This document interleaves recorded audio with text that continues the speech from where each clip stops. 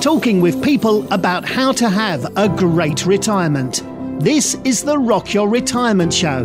We don't talk about money, but we talk about almost everything else you need to rock your retirement. Now, here's your host, Kathe Kline.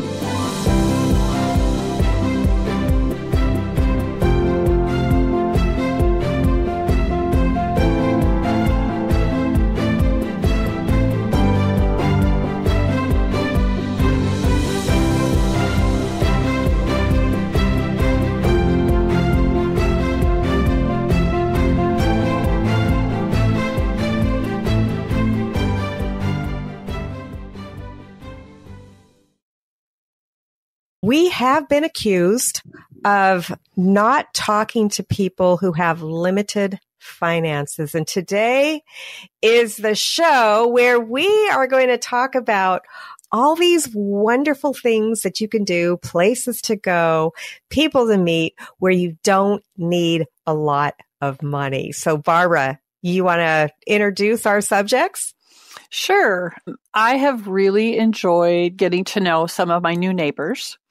Many of them are widows, and as a result of just life situations, financially, they have to be really thoughtful about how they spend their money. But what I'm learning is there are resources and things that I had no idea about.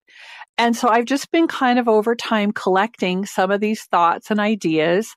And I thought I would just share with the listener what I've been learning about in my own area, and then realizing that there may be these types of resources where you live.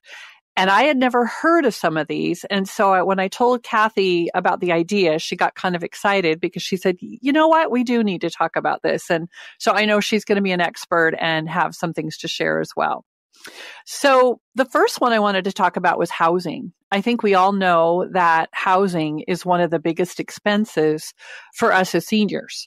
If you're fortunate enough to have sold your house, and we've have the topic of right sizing, then you're probably sitting pretty well. But there's some people that are hanging on to that family home, to that land, to that home and that maintenance, and it is really expensive. So I know we've talked about, I think you called it, Kathe, arbitrage, where you sell your home and then move to a less expensive area. And so that's just one way, but it's a pretty drastic way to... Well, there's another way too.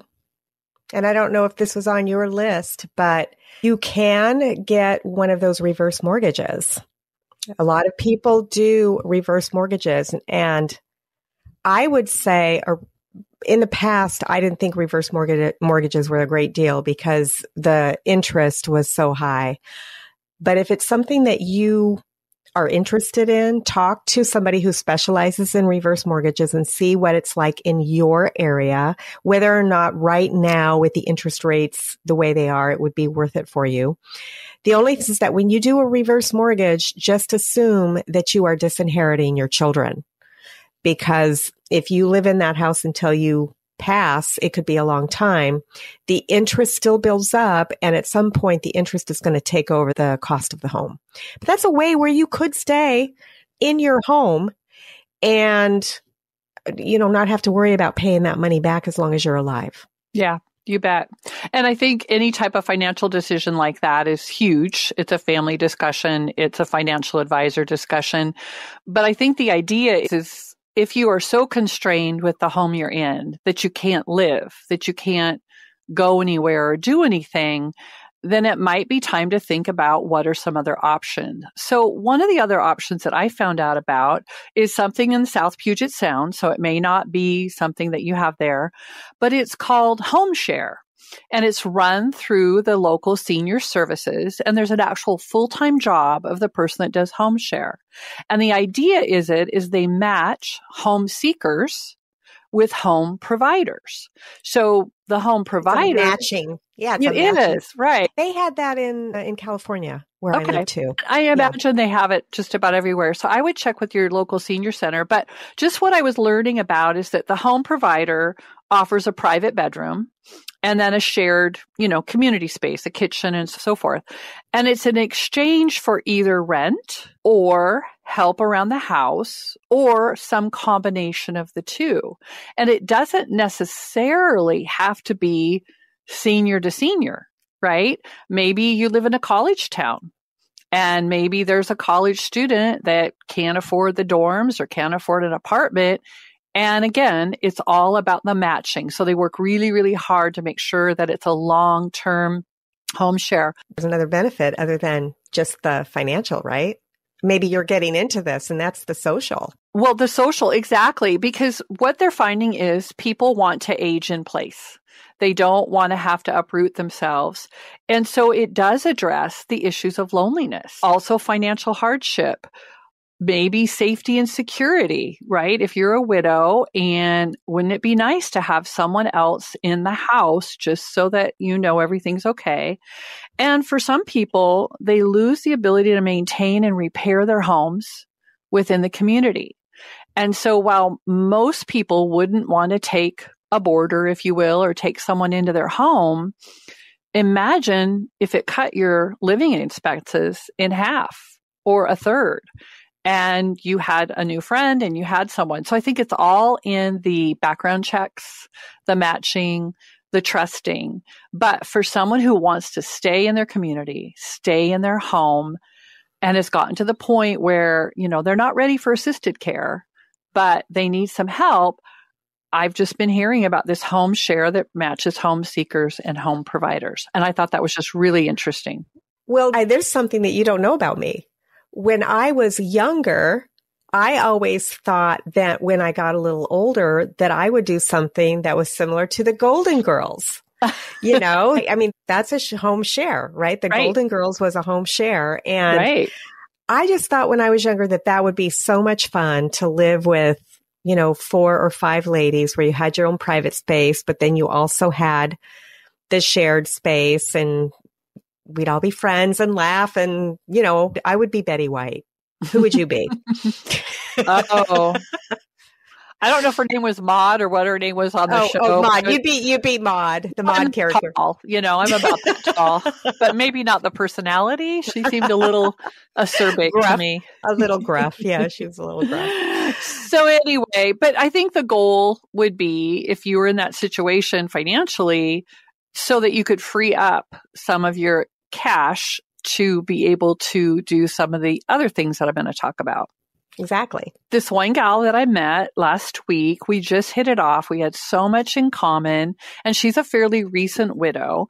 And I always talk about travel. And I said, so, where did you go? And she started listing off all these places. And I went, wow.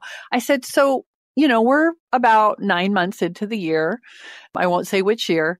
She has gone on 16 different adventures so far. Now, wow. Some of them have been cruises. One of the things I learned is that people travel with different friends, but they don't share a room. Like they're alone and they're 80 and they want to go. So they find someone a little younger than them to kind of help with the luggage and make sure they navigate, but they go on these cruises. And what one of the gals did is, she's not a gambler, but she went into the casino. And so she put her money down, and they have your name and everything. And so she's kind of a frequent cruiser.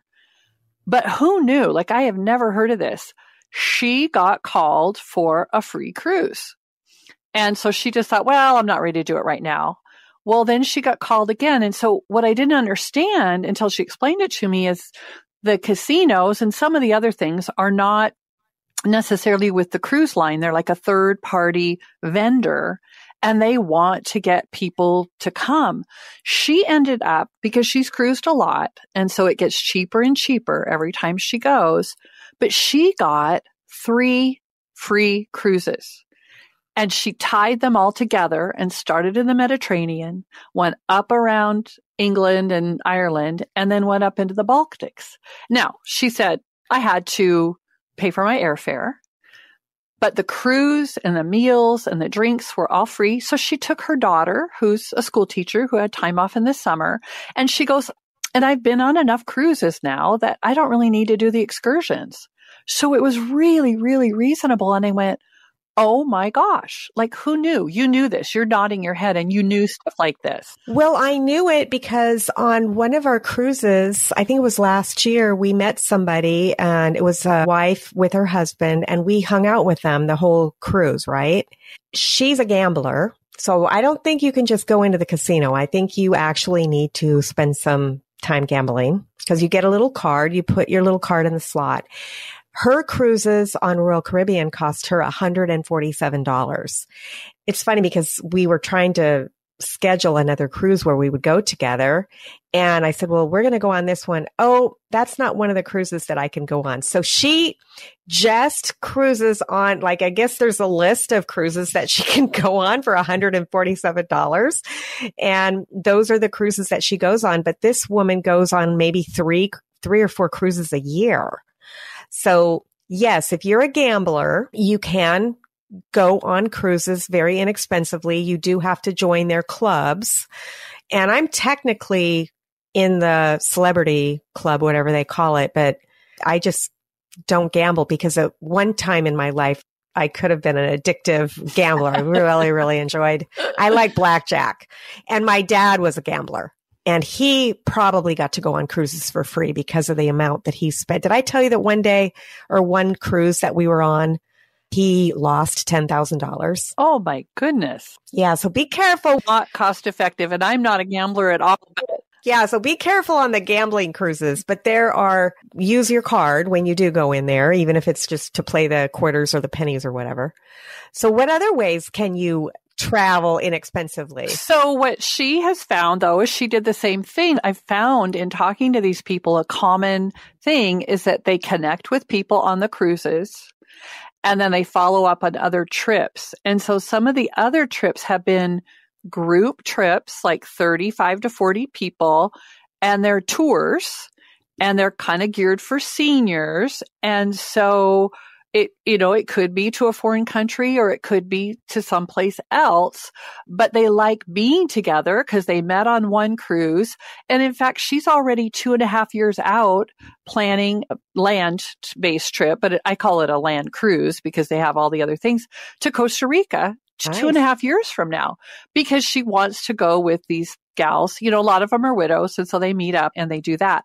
But the one that she was telling me about is she doesn't go on 16 cruises a year, but she calls them adventures.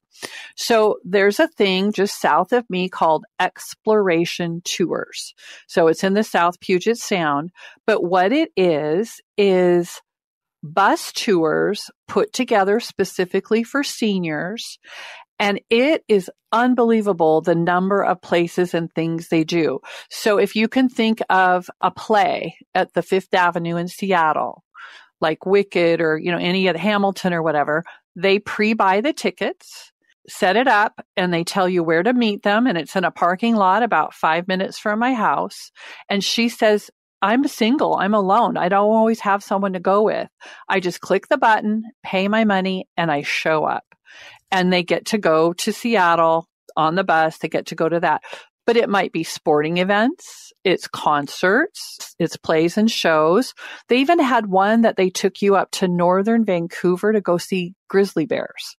Wow. That seems pretty extensive. The one that she loved was something called the snow train. And I said, well, what's the snow train? Well, it was in April and it included a flight to Reno, which was pretty inexpensive, from Seattle area.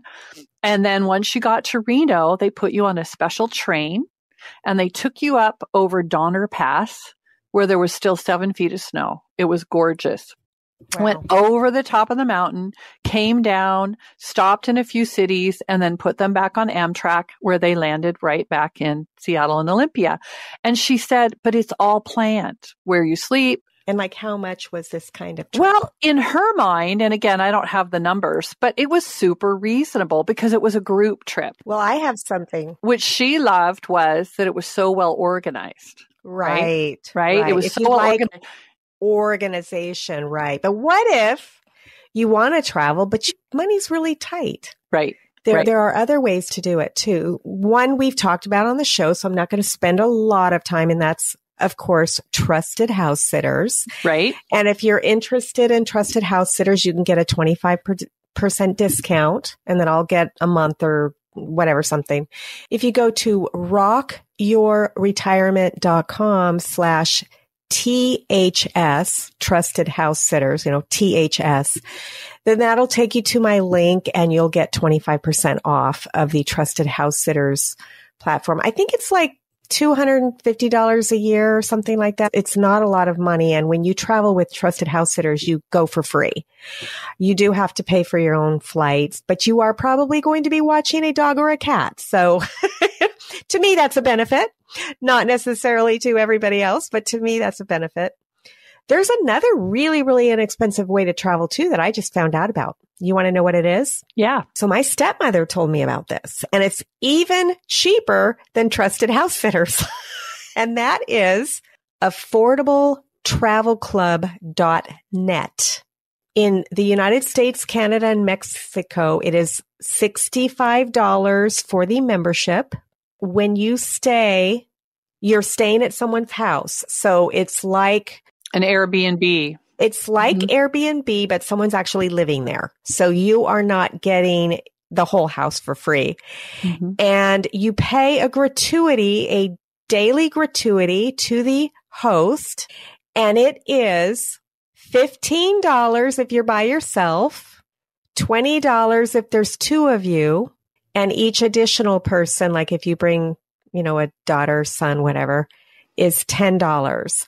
And if you're going overseas, the overseas host may add an additional $10 to that gratuity. So you're only paying $65 for the online directory. Overseas hosts, I guess, is free. I don't understand how that works because I haven't joined yet, but I plan on it. And then it's if there's two of you, it's $20 a night. And you get to meet people. So I thought that was pretty cool. There's another one called Couch Surfers, and you don't pay anything and you sleep on someone's couch.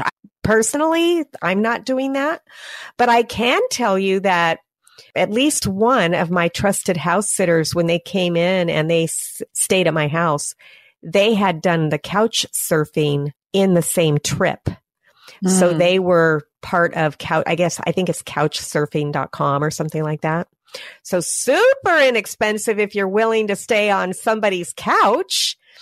Very inexpensive if you're willing to stay in somebody's spare bedroom. Right. But if hotels are $250 to $350 to $500 a night in some of these prime locations, it just depends on what your comfort zone is and what your tolerance is. But this Exploration Tours has little day trips for $50 or $60, and they'll take you to the quilt shows, or they'll take you to a bazaar or whatever.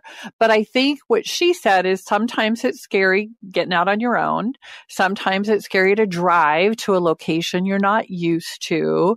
And sometimes you just don't want to go by yourself. And so, I'm not a quilter, but if somebody is, you get to pick the activity. And there was just tons and tons and tons, like literally everything you could almost think of to do. And most of them were under $100. So maybe that's even too tight for you. But even if you could save up for once a month to go on an activity, I would look for those types of opportunities. Right. And if you can't spend $100, you can look at some of these clubs, the Affordable Travel Club, the Trusted House Sitters, things like that. Because I do know that some people, they're living on Social Security. Right. And Social Security is not a lot. I belong to this other organization that a very high percentage of the people are on public benefits. And so they have to keep their incomes, like they can't get too much extra money or they'll lose their government benefits. Right. And they talk about that in this Reddit group that I'm in. So yeah, if you're at that level where it's really, really difficult for you to spend $50 or $100 to go on a trip, you could still travel by joining one of these other organizations. Well, and then the next one is senior centers. I started looking into our senior center and they have similar trips. And if you join, I think it's like $60 to join for the year. You can do a higher level of membership. But once you're a member, a lot of things are included or it's very nominal. But down at the bottom, it talked about scholarships. And so, if you're in a situation where, you really can't afford it, there's people that are donating so that you could go. And they had lists and lists and lists of places to go and things to do throughout the year. I mean, something almost every week. And I was just really, really surprised because I haven't darkened the door of the senior center. But my friend that I had met, she goes, oh, you need to. You just never know. There's always something going on. And she said they send out a quarterly newsletter with it all scheduled out, and you can travel with the senior center. I used to hang out at the senior center where I lived because of my job, because I sell Medicare insurance in my day job, you know, and they had people playing ukulele, like they had ukulele lessons, they had exercise classes, they had so many things, and they had lunch every day for like $7. Mm-hmm. So if people wanted to come in and have lunch at the table with somebody else and not eat alone, I think it was $5 or $7 or whatever. And you probably could have gotten a scholarship for that too if you couldn't afford the $7. It might have been a donation. I don't remember, but I thought that was pretty cool. And honestly, I had lunch there a couple of times because I thought it was kind of cool. So senior centers are great. I love senior centers. Well, speaking of the senior center, I went on our local website and they had all these categories like games and hobbies. I can't even list all of them, but every sort of card game, hobby you can imagine, they have schedules with times. They have a whole section on health and wellness, right? Exercise classes, meditation classes. Then there's personal growth. There's services. They have support groups. I think with grief recovery for some of our widows or widowers, there's a real need for that. And again, who knew? It's all right there. They also have a speaker series, and I'm in a region where there's several major colleges. And so some of the people are retired professors that come at a certain time and speak on a topic. And then there's the arts. They have all kinds of opportunities to either do art or go see art, where they travel to some of the museums around. And don't forget opportunities to volunteer. Exactly. If you know art, you could volunteer at the senior center or at one of the programs, right? Well, and so, you know, they've got all the trips and tours, but a good segue to volunteering is you don't have to pay anything to volunteer. And yet it gets you out of the house. It gets you interacting with people. And you may have a skill or a knowledge base or an ability that would make you a very valued volunteer. And I think one of the things that I've noticed that with retirement is it's easy to get into bad habits. It's easy to stay home. It's easy to not take your robe off till 10 o'clock. It's easy to, you know, sit in front of the television and not get out and move and be and participate. And so a couple of the things that I started looking at is besides volunteering at the senior center, which is always an opportunity, we have a thing in North Thurston County Schools, which is right near me, a mentor program. And they're called Lunch Buddies. And it's 1 hour once a week. And it sounded kind of fun. Of course, they do a background check, which you would want them to do, but you meet with somebody and have lunch with them once a week. Is it someone your own age, or is it a child? Or it's a child. It's at the school. It's at the elementary school. You just go and have lunch with your lunch buddy. The same thing is the food bank. A number of my neighbors are volunteering at the food bank. It makes me feel kind of like a slouch because I'm so busy, you know, traveling and doing this stuff. Another thing. One of my other friends went and got training. I live now in Olympia, which is the Washington State capital. She got training to become a tour guide. And loves it, like almost like a docent. Sometimes she works the front desk and other times she can take people around, you know, on a tour. And most of the people that come aren't from Washington State, right? They're people that see the dome and say, hey, I want to come in, and they give them a tour. Well, there's another thing that's similar but different. Mm-hmm. If you like to go to the theater, but you don't have the $100 to go to the theater, a lot of these theaters will use senior volunteers as ushers. Yeah. And so you are ushering, and then after everyone's seated, you get to sit down and watch the play. So that's an amazing way to be able to see different plays if you like that sort of thing. That is brilliant. I know a lot of people that have done that. They usher so that they can see the plays for free. You know? Well, the next thing is that I found out through the senior center, they have a senior academy. And so one of the things that they do is we have St. Martin's University, which is a Catholic private university, South Puget Sound Community College, and Evergreen State College, which is a large state college.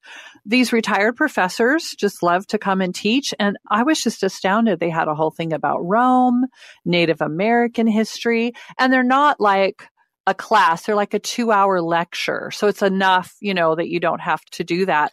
But then there's all this opportunity to audit college courses. And I love that.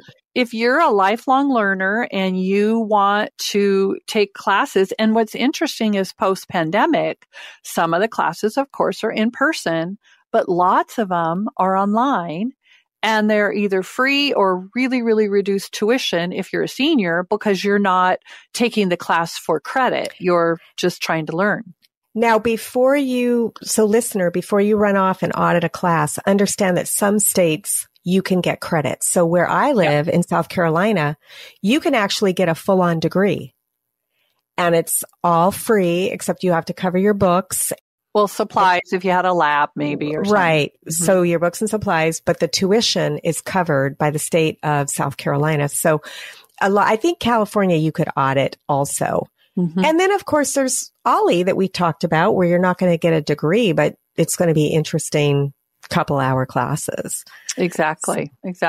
And then, there's high schools that are local, and a lot of times they'll do like English as a second language, or they'll do night schools, but a lot of people volunteer to teach, an art class or basket weaving or something, and they use the high school facilities in the evenings. And so I'm just a little overwhelmed with so many options, right? So many things that you could do. And I think if this conversation does anything, I hope it just jumpstarts you. Maybe none of the things that we've brought up are of interest to you, but I highly encourage you to think about how connected you are. How are you meeting people from different walks of life? And what are you doing with your brain, right? It's so easy to kind of get stagnant when you retire and to lose your motivation. And so hopefully today's conversation will motivate you to think about, what are you interested in? What did you dream about when you were a child? And look for these inexpensive opportunities that are already being paid for by your taxes. Most of the senior centers are funded by taxes, bonds, grants. So it's not like you're hitting a system that's going to suffer from your presence. They're going to be grateful that you're there, especially if you can volunteer and give something back as well. So I want to tell the listener about a new program. Again, my stepmother told me about this. You've heard of Silver Sneakers, right? Tell me all about it. So Silver Sneakers is a program for people on certain Medicare plans. Some Medicare supplement plans, some Medicare Advantage plans. There's competing programs, but basically Silver Sneakers gives you a free gym membership at select gyms. There's similar ones. There's Silver and Fit, which is similar to Silver Sneakers. There is Renew Active, which is for United Healthcare. And they're similar, but Silver Sneakers was, I believe, the first, and they're the largest gym membership for people on certain Medicare plans.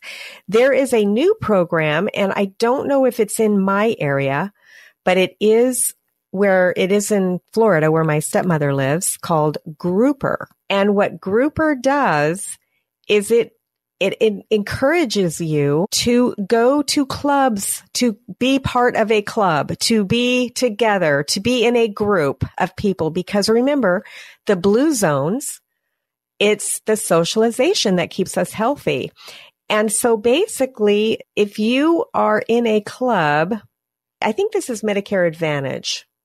Oh, no, it's Grouper partners with large Medicare Advantage and supplement health plans. So similar to Silver Sneakers, to confirm so your plan has to work with it. But eligible club members will receive an initial $50 check as well as $20 quarterly ongoing activity payments by grouper. So they encourage you to be part of a club. And they pay you. They give pay you money. you. I think they give the club and you money. And so I thought this was fantastic. I can't wait till it comes to my location. But if you're interested, listener, you can go to hellogrouper.com and group like we're in a group of people. hellogrouper.com, and you can see whether or not that would be something that would be in your area.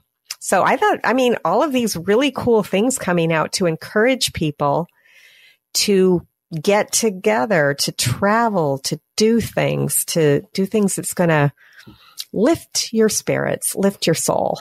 Well, that just is fascinating to me because that's almost like paying someone to stop smoking or drinking or lose weight, right? They're paying you to go interact with people because they know your health outcomes will be better, and they're trying to reduce the cost of healthcare. Exactly. Sitting at home, you're like smoking 15 cigarettes a day. Getting out there and doing something. So I'm gonna check into that. That sounds really fun to get paid to go talk to people.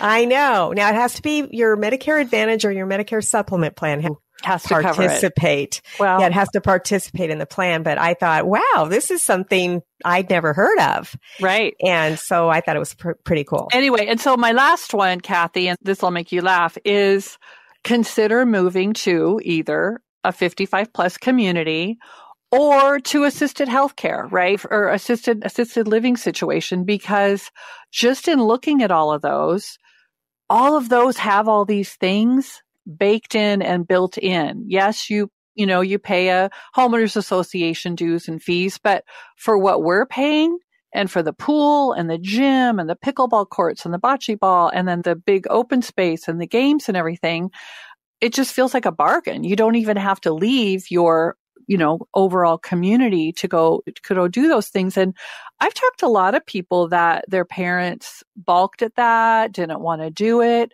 And then when they finally had to go, they all said, "Oh, I wish I would have done this sooner," because they were living on their own by themselves for a long time, thinking that was what they thought they wanted.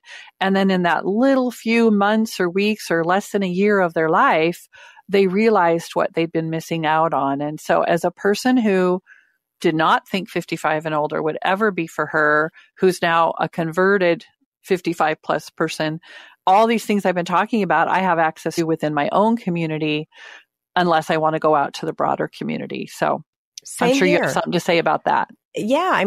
Everything that you talked about, the traveling clubs, everything I have as a little package right where I live. And I moved here before I turned 55. Right. So I love it. I think that people should consider it. Go, and not necessarily assisted living, but just homes that are built for people who are 55 and older and who have the clubs. The clubs are key. Yeah. Because my mother had moved into a 55 and older apartment, and she moved out because there was no socialization. It was just, you just lived there. There's a difference between the places where they have all these activities. And if you can't, let's say you can't move to a 55 and older for whatever reason, your local senior center has probably a lot of the things that these 55 and older communities have, with the exception of the facilities. Yeah. They're not going to have the facilities. But when I lived in California, the 55 and older community, I rented the room that they had. They had this big room, and I rented it for a birthday party. It was like, I don't know, $25 or $50 or something. It was very, very inexpensive. So yeah, there's a lot of things that you can do, listener, that don't cost a lot of money. So get out there and do it. So anyway, it was fun doing the research. It's fun listening and learning from others. And there's a whole world of things out there that I had no idea existed. But every day I'm meeting a new friend, a new neighbor who's sharing with me what they're doing. And I'm just astounded how busy they are. And they just sign up for things, pay a nominal amount, and they go. Love it.